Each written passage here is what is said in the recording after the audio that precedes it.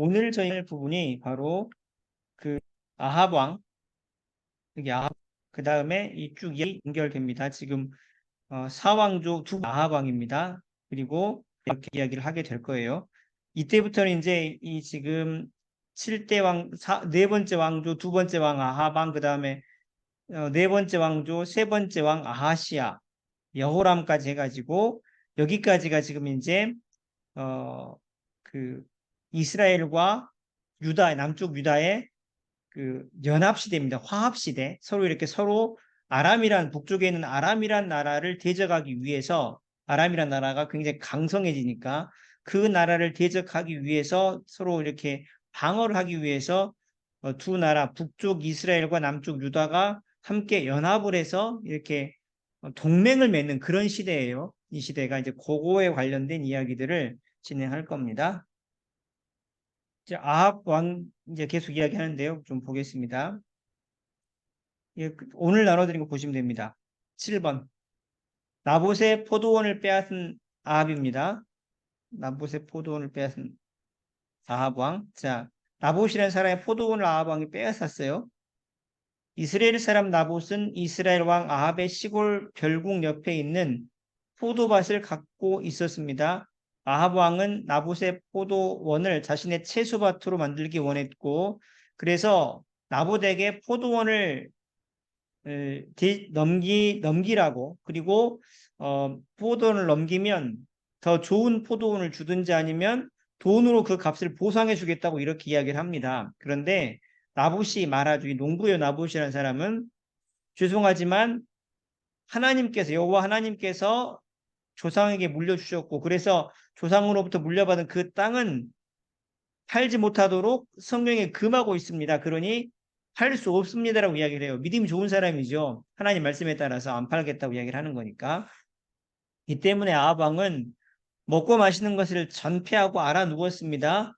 누워있는 왕을 본 이세벨 왕비는 이유가 무엇인지 물었고 이제 그 나봇이라는 사람이 자신의 포도밭을 하나님 말씀에 따라서 팔지 않겠다 이렇게 이야기를 한 이야기를 들은 그 왕비 이세벨이 뭐라고 그러냐면 고민할 것을 고민하셔야죠. 그러면서 제가 그 포도원을 왕께 드리겠습니다라고 이야기를 해요. 예. 그러면서 어떻게 했냐? 이세벨은 아합 왕의 이름으로 나봇이 사는 이스라엘 장로들에게 편지를 써서 불량배 2명에게 나봇을 모함하여 죽게 하라고 했습니다. 그러니까 이제 구체적으로 보면 그 불량배 2명을 돈을 주고 사가지고 나봇이 그 왕을 욕했다 이런 어떤 누명을 씌워요. 그래가지고 그것 때문에 이제 이 나봇을 돌에 맞아 죽는 그런 일이 벌어져요. 그런 일을 꾸민 겁니다. 이 이세벨이라는 여자가 왕비인데 나봇은 죽었고 나봇의 시체는 개들에게 먹이로 던져졌어요. 이 사실은 아합 왕에게 알려줬고 아합 왕은 바로 나봇의 포도밭을 어떻게 했겠습니까? 차지한 거예요. 그러니까 이런 못된 짓을 한 겁니다. 그렇죠. 예, 그 말입니다. 하나님께서 엘리야 선지자를 통해서 아합 왕에게 말씀하셨습니다. 한 해가 지나기 전에 나봇의 피를 핥았던 곳에서 개들이 너의 피를 핥을 것이며 이스라엘 거리에 던져진 이세벨 왕비의 시신을 찢어 먹을 것이고 아합 왕의 모든 자손들은 죽임을 당할 것이다. 이렇게 이야기를 합니다. 예. 그렇죠. 지금 하나님 말씀에 따라서 안 한다 그랬더니 그거를 지금 이렇게 처참하게 그 왕비가 죽이는 거예요. 이런 짓을 한 겁니다. 지금 참 나보서 입장에서는 진짜 아주 그냥 억울한 죽음입니다. 억울한 죽음이 아주 억울한 죽음인데 하나님께서 이것을 결단코 그냥 두고 보시지 않았다는 것이죠. 두고 보시지 않습니다. 자, 길랏 라못 전투인데 여기서 아합 왕이 죽습니다. 보시면 어느 날 밤 유다의 여호사밧 왕이 북이스라엘의 아합 왕을 방문했습니다. 그때 아합 왕은 신하들에게 말했습니다. 그대들은 길랏 라못이 우리 땅인데도 우리가 아람 왕에게서 그 땅을 되찾지 못하고 가만히 있다는 것을 아느냐 이렇게 이야기를 하면서 남쪽 유다 여호사밧 왕 이제 같이 지금 동맹을 맺어서 왔다 갔다 하는 거예요. 서로가 원래는 이제 북쪽 이스라엘, 남쪽 유다 해가지고 서로 적대적으로 있었는데 그 북이스라엘 위쪽에 있는 아람이라는 나라가 강성해지니까 그것 때문에 서로 동맹을 두 나라가 맺어가지고 남쪽 유다, 북쪽 이스라엘이 서로 동맹을 맺어서 왔다 갔다 하는 겁니다. 그래서 그 당시에 이 여호사밧 남쪽 유다 왕은 여호사밧이고 그 다음에 북쪽 이스라엘 왕은 아합인 것이죠. 근데 그렇게 여호사밧 왕이 이제 남쪽 여호사밧 왕이 북쪽 그 아합 왕에게 갔더니 그런 얘기를 하는 거예요. 지금 우리 땅을 저 아람이 차지하고 있는데 언제까지 그걸 내버려 둘 거냐?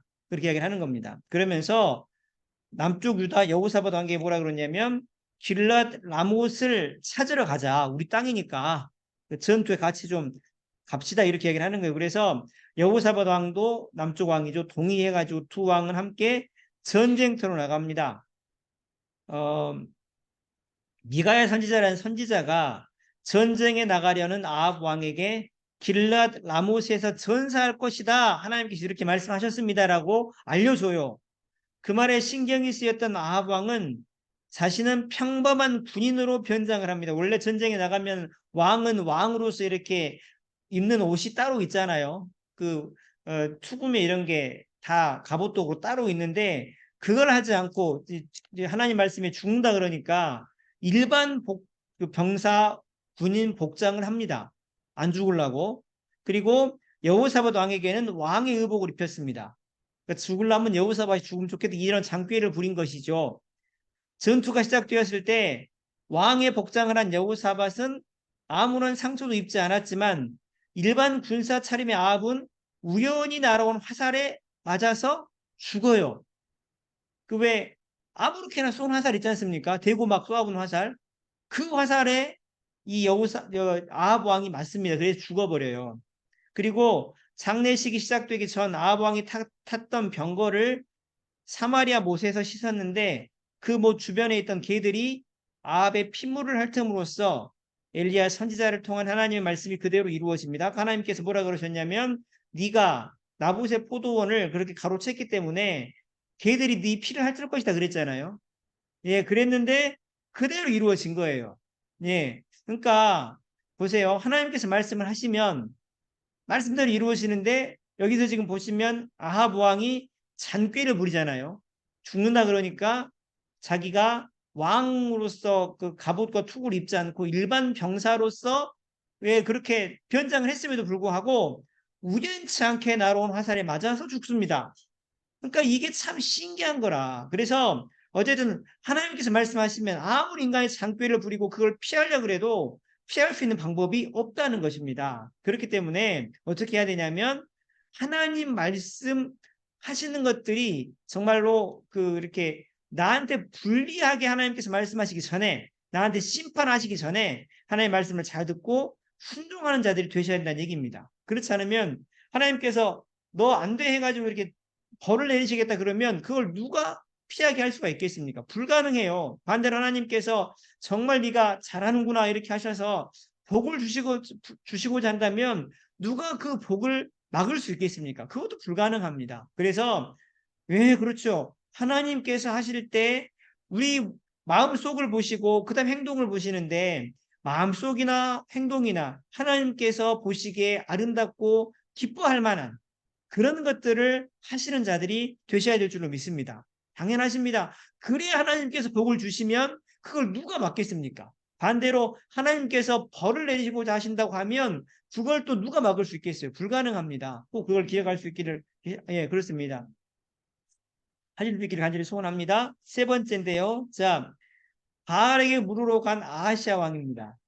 자, 아하시아 왕인데 아하시아 왕은 아합 왕의 아들이에요. 아합 왕의 아들. 이제 죽었다 그랬잖아. 아합 왕이 그러니까 그 뒤를 이어서 이제 아하시아라는 왕이 그 아들이 왕이 된 것입니다. 그리고 그 당시에 이제 남유다는 그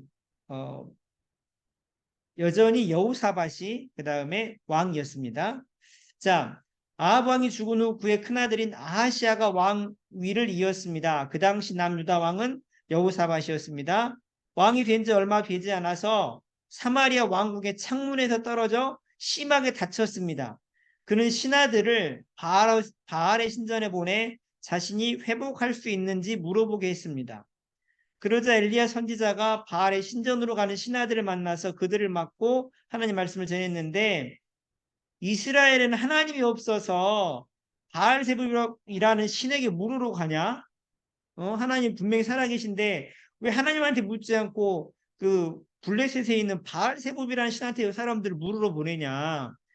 네가 그렇게 했기 때문에 너는 침대에 올라간 그 침대에서 내려오지 못하고 반드시 죽을 것이다, 이렇게 이야기를 해요.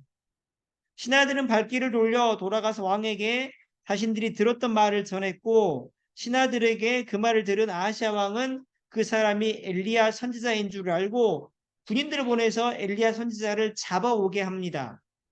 왕의 명령을 받들어서 50명의 군인들이 엘리야 선지자가 살고 있는 곳으로 갔는데, 엘리야 선지자가 언덕 위에 살고 있었거든요. 근데 언덕 위에 있으면서 50명의 군인들이 자신을 잡으러 오는 것을 봅니다. 그러면서 이제 그 50명의 군인 중에서 우두머리가 있을 거 아니겠어요? 그 사람이 뭐라 그랬냐면 왕의 말씀에 속히 내려오라고 합니다. 그러니까 당신 빨리 우리랑 같이 왕한테 갑시다. 당신 체포됐습니다. 이런 이야기를 한 거죠. 그러자 이 엘리야가 뭐라 그러냐면, 내가 하나님의 선지자라면 하늘에서 불이 내려와서 너희를 태울 것이다라고 이야기를 했고, 그러자 하늘에서 불이 내려와서 50부장과 나머지 군사들을 다 태워버려요. 이런 일이 벌어집니다. 그리고 그래서 한 두세 번 이런 일이 벌어집니다. 이제 그렇게 되고, 그 다음에 아하시아 왕은 여호와의 말씀대로 죽었고 그에게 아들이 없었기 때문에 그의 동생 요람이 그를 대신하여 이스라엘의 왕이 됩니다. 네, 그렇게 됩니다. 자, 그 다음에 네 번째인데요. 여기 보시면 하늘로 올라간 엘리야 선지자. 지금까지 엘리야 선지자가 참 잘 해줬는데 하늘로 올라갑니다. 자, 북이스라엘의 9대 왕인 여호람 때입니다. 그러니까 이제 이게 지금 그 아합의 아들이고 아하시아의 동생이죠. 아까 방금 앞에서 말씀드린 것처럼 아하시아 뒤에 왕자가 없으니까 그 동생이 왕이 됐어요. 그래서 그 이름이 여호람이라고 하기도 하고 요람이라고 하기도 합니다. 예, 그렇게 이야기를 합니다. 자, 북이스라엘의 9대 왕인 여호람 왕 때 일입니다. 엘리사가 엘리야 선지자의 제자가 되었고, 시간이 흘러서 하나님께서 엘리야 선지자를 하늘로 데리러 가실 때가 가까워졌습니다. 엘리야 선지자와 그 제자 엘리사는 함께 걸으며 이야기를 나누고 있었고, 그들이 요단 강가에 섰을 때 엘리야 선지자가 그의 망토 겉옷을 들어서 물을 칩니다. 요단강을 치자 물이 두 갈래로 갈라져서 마른 땅처럼 건너갑니다. 그들이 요단강을 건넜을 때 엘리야 선지자가 그 제자인 엘리사에게 말해요. 내가 죽기 전에, 내가 너를 떠나기 전에 내게 원하는 것을 말해봐라, 이렇게 이야기를 합니다. 그러자 엘리사가 뭐라 그러냐면, 당신의 영감, 즉 당신의 성령으로 일을 했는데 당신이 그 성령으로 일했던 그 성령님을 내게 2배로 주십시오라고 이야기를 부탁을 합니다. 그러니까 하나님의 일은 사람이 하는 게 아니에요. 성령께서 하시는 것이죠. 엘리야 선지자가 대답했습니다. 어려운 것을 부탁한다. 네가 부탁하는데 만약에 당신이 제자 엘리사, 네가 내가 하늘로 올라가는 것을 눈으로 보게 된다면 네가 구한 것이 응답받은 것이다라고 이야기를 해줘요. 자, 그렇습니다. 그때 갑자기 불전차와 불말들이 나타나서 그들을 갈라놓았고, 확 오니까 불이 이렇게 떨어졌어요. 사이로 오니까. 그래서 엘리야 선지자는 회오리바람과 함께 하늘로 올라갑니다. 이것을 엘리사가 봤어요. 이제 그러면 약속대로 엘리야의 영감이 엘리사 선지자에게, 이제 제자에게 2배나 있게 된 것이겠죠. 그렇죠? 예, 이것을 보면서 엘리사가 제자가 내 아버지 이스라엘의 병고와 마병이라고 소리칩니다. 더 이상 엘리야 선지자를 볼 수가 없었고, 엘리사는 엘리야 선지자의 망토를 집어들고 겉옷을 집어들고 요단강을 칩니다. 엘리야의 하나님 어디 계십니까? 그때 요단강 물이 갈라져서 엘리사도 똑같이 강을 건너갑니다. 예, 이제 엘리야 선지자 선생님의 그런 능력을, 성령의 능력을 이제 이분도 있게 된 거예요. 가지게 된 것입니다. 자, 그렇습니다. 그래서 사실은 하나님의 일은 누가 하시느냐? 누가 하십니까? 하나님이 하십니다. 그래서 저희가 늘 하나님께 기도하고 하나님께서 일해 주시도록 저희들 늘 정성을 쏟아야 되지요. 하나님께서는 우리가 하나님을 의지할 때 일하십니다. 의지한다는 것은 기도하는 것이죠. 그래서 꼭 기도하시다가 많은 분들도 교회에 들어올 수 있는, 또 교회가 아름다운 일들을 감당할 수 있는 그런 역사가 일어날 수 있기도 합니다. 그 다음에 다섯 번째인데 연합군의 모압 원정입니다. 아합 왕이 전사하자 모압 왕 메사는 북이스라엘에게 바치던 조공을 거부해요. 그래서 이제 아하스야 죽고 나서 그 뒤에를 이은 이스라엘 9대 왕 여호람은, 요람이라고 한다 그랬습니다. 유다의 왕 여호사밧과 아람 왕에게 모압 정벌을 제안하고 전쟁에 참여합니다. 연합군은 유다 영토를 가로질러서 모압을 향해 가다가 광야에서 길을 잃고 물이 없어서 이제 목말라 죽게 생겼습니다. 지금 상황이 그래요. 이런 어려움을 해결하기 위해서 새 왕은 엘리사 선지자가 가까운 데 있다는 말을 듣고 그를 찾아갔고, 엘리사 선지자는 다음날 아침에 골짜기에 물이 가득할 것입니다. 그리고 전쟁에서도 승리할 것입니다라고 예언을 합니다. 하나님의 말씀대로 다음날 물이 골짜기에 가득 찼고 모압과의 전쟁에서 승리해요. 그러니까 자, 두 가지입니다. 하나님께서는 누구를 통해서 말씀하십니까? 직접 나타나셔서 말씀하지 않으셨죠? 선지자를 통해서, 사람을 통해서 말씀하십니다. 지금도 하나님께서는 저 같은 목사를 통해서 여러분들에게 말씀하시는 것이고, 분명한 것은 그렇게 전달된 하나님 말씀 어떻게 된다는 것입니까? 반드시 말씀하신 대로 이루어진다는 것입니다. 근데 어려운 것이 뭐냐면 상황을 보면 전혀 하나님 말씀대로 이루어질 것 같지가 않다는 거예요. 항상 그렇습니다. 그러니까 사람들이 거짓말이네 이렇게 생각을 할 거 아니겠어요? 근데 분명한 것은 반드시 하나님의 말씀대로 이루어집니다. 예, 그렇습니다. 여섯 번째, 엘리사 선지자 이야기인데, 한 선지자의 아내가 엘리사를 찾아와 울며 호소했습니다. 당신의 제자인 남편이 죽었습니다. 아시다시피 그분은 여호와를 경외하였으나 빚쟁이가 와서 제 두 아이들을 데려가 노예로 삼으려고 합니다. 빚을 못 갚으니까 그런 일이 벌어진 거지요. 엘리사 선지자가 물었습니다. 내가 어떻게 해주면 되겠소? 집안에 남아있는 것이 무엇이요? 여인이 대답했습니다. 기름 한 단지 외에는 집에 안에 아무것도 없습니다. 그러자 엘리사 선지자가 말했습니다. 밖에 나가서 이웃에 있는 빈 그릇을 모두 빌어 오시오. 되도록 많이 빌어 오시오. 그런 다음 집 안으로 들어가 부인과 두 아들만 집 안에 남고 문을 걸어 잠그고 모든 그릇에 차례차례 기름을 가득히 따르시오. 이게 무슨 얘기입니까 지금? 딱 기름 한 병만 남아 있는데 이웃집에 가서 모든 그릇을 다 빌려 와가지고 거기다가 기름을 부으라는 거예요. 그러면 이 한 병에 있는 기름을 여기다 부으면 이 병에 남아 있습니까? 안 남아 있습니까? 없지요. 예, 그렇습니다. 그런데 어떻게 했냐? 그렇게 했더니 여인은 집으로 돌아가 엘리사 선지자가 시킨 대로 했는데 빈 그릇을 가득히 빌렸고 집안에 문을 걸어 잠그고 그릇에 기름을 따르기 시작했습니다. 그런데 어떻게 됐습니까? 모든 그릇이 가득 차서, 그러니까 그릇을 50개 빌렸다 그러면은 이 기름병에서 하나 채우고 두 개 채우고 세 개 채우고 계속 채우는 거예요. 이 기름이 무슨, 예, 그렇죠. 그래서 이제 모든 그릇이 다 찼어요. 더 그릇이 없어. 그러자 기름이 더 이상 나오지 않았습니다. 여인은 엘리사 선지자에게 와서 이 사실을 알렸고, 엘리사 선지자가 뭐라 그랬냐면 기름을 팔아 빚을 갚으시오. 빚을 갚고 남은 돈으로 당신과 아이들이 살아갈 수 있을 것이오라고 이야기를 합니다. 그러니까 늘 말씀드리지만 하나님의 수준과 인간의 수준은 같습니까? 다릅니까? 달라요. 그래서 인간의 수준으로 이해되지 않는다 그래서 안 되는 게 아니라는 사실을 기억하셔야 됩니다. 그거는 인간의 수준인 것이지 하나님 수준에서는 모든 것이 다 가능합니다. 그게 하나님이신 것이죠. 그래서 인간의 수준으로 상식으로 이해가 안 된다 그래서 거짓말이다. 가장 어리석은 것입니다. 자, 그렇죠. 일곱 번째입니다. 어느 날 엘리사 선지자는 수넴에 갔는데 그곳에 부유한 여인이 엘리사 선지자를 집으로 초대하여 음식을 대접했고 그는 그 길을 지나 지날 적마다 그 여인의 집에 들렸지요.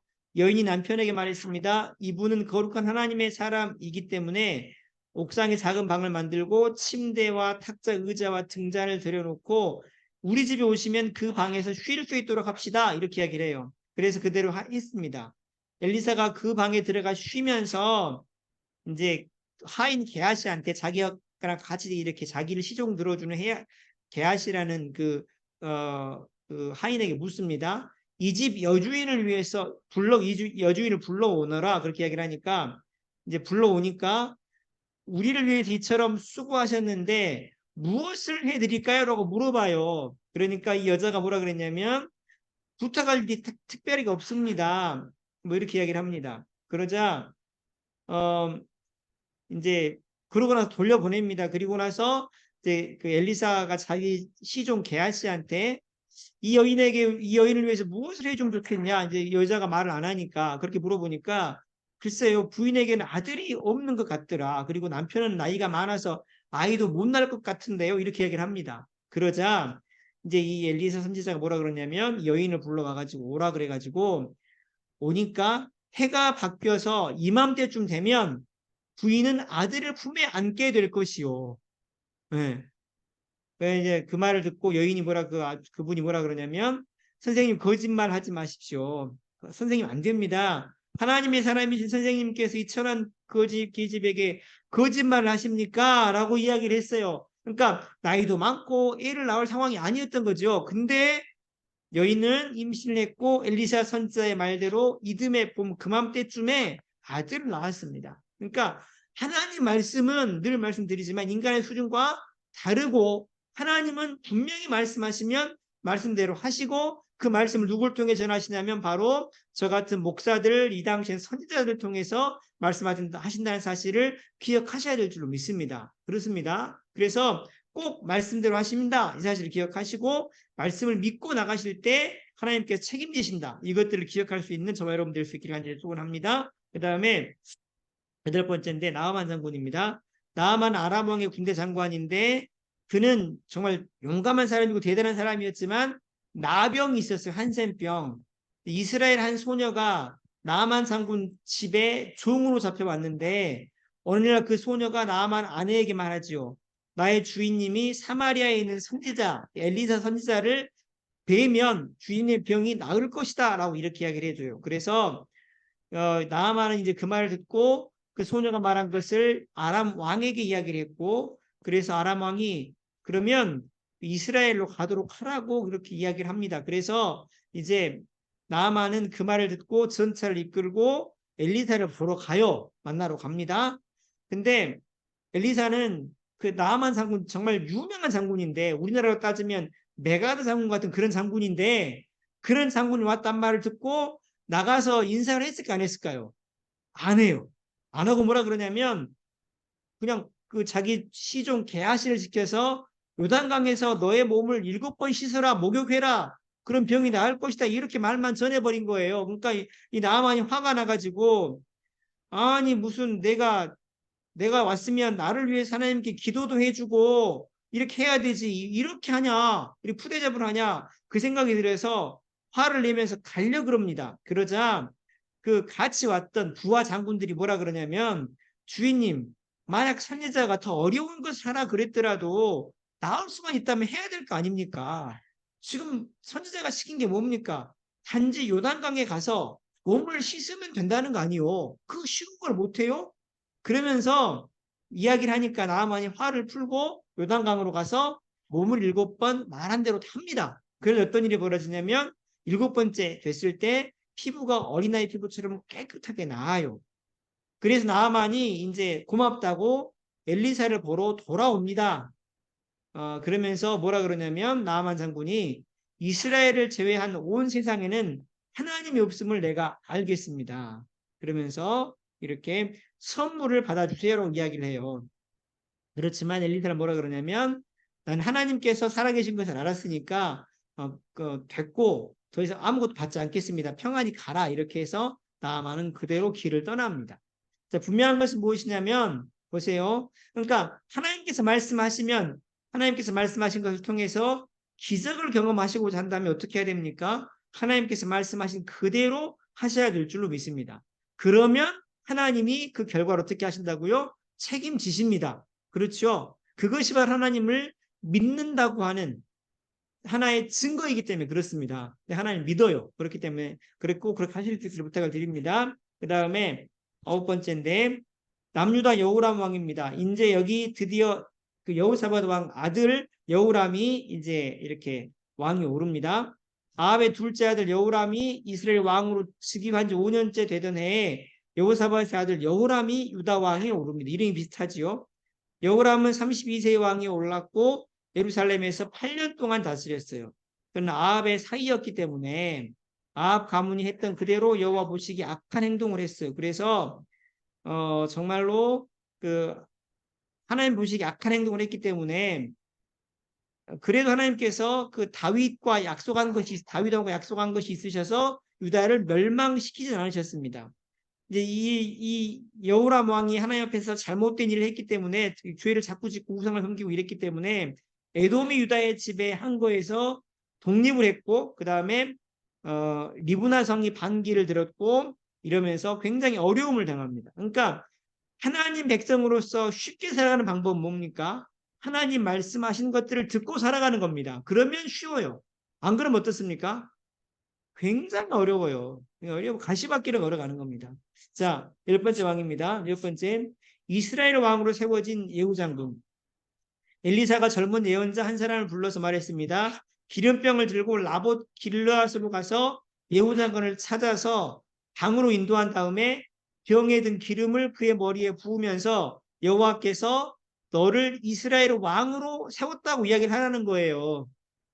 이건 들으셨던 이야기입니다. 그런 다음 문을 열고 도망쳐라. 젊은 예언자는 빌랄 라못으로 가가지고 예후 장군이 군사작전하고 있는데 불쑥 들어가서 심부름 왔다 그러면서 뭐라 그러냐면 방으로 데리고 들어가가지고 머리에 기름을 부으면서 하나님께서 당신을 이스라엘 왕으로 세우셨습니다. 다윗 왕가를 멸절시켜서 내 예언자들을 죽인 그 피값을 이세벨에게 갚아줘라 라고 이렇게 이야기를 합니다. 그러니까 아까 그전에도 말씀드렸지만 기름을 붓는 것은 뭡니까? 왕을 세우는 거잖아요. 왕으로 지금 예후를 세워버린 거예요. 하나님께서. 이미 왕이 있는데 그런 다음 문을 열고 도망을 칩니다. 예후가 나오자 사람들이 물었죠. 부하들이 물었습니다. 미친 사람이 무엇 때문에 왔습니까? 그렇겠지요. 왜냐하면 군사작전 회의를 하고 있는데 느닷없이 들어와가지고 갑시다. 그래서 방에 들어가가지고 이렇게 해버리는 이런 사람이 어디가 있습니까? 말도 안 되죠. 근데 이런 일을 하는 거예요. 이 사람이. 그러니까는 미쳤다고 이야기를 하는 거죠. 예후가 대답했습니다. 하나님 여호와 하나님께서 나를 이스라엘 왕으로 세우셨다고 합니다. 그러자 모든 부하들이 황급히 겉옷을 벗어서 예후의 발 아래 깔고 나팔을 불며 선포합니다. 예후께서 왕이 되셨다. 이에 이어서 예후는 여호람 왕을 칠 계획을 짰고 병거에 올라서 여호람 왕이 부상을 치료하고 있는 이스라엘 성으로 향합니다. 여기까지가 남북 이제 화합시대 이야기가 끝이 나요. 이제 다음의 이야기는 남북 이제 단절 시대라는 부분을 다루게 될 겁니다.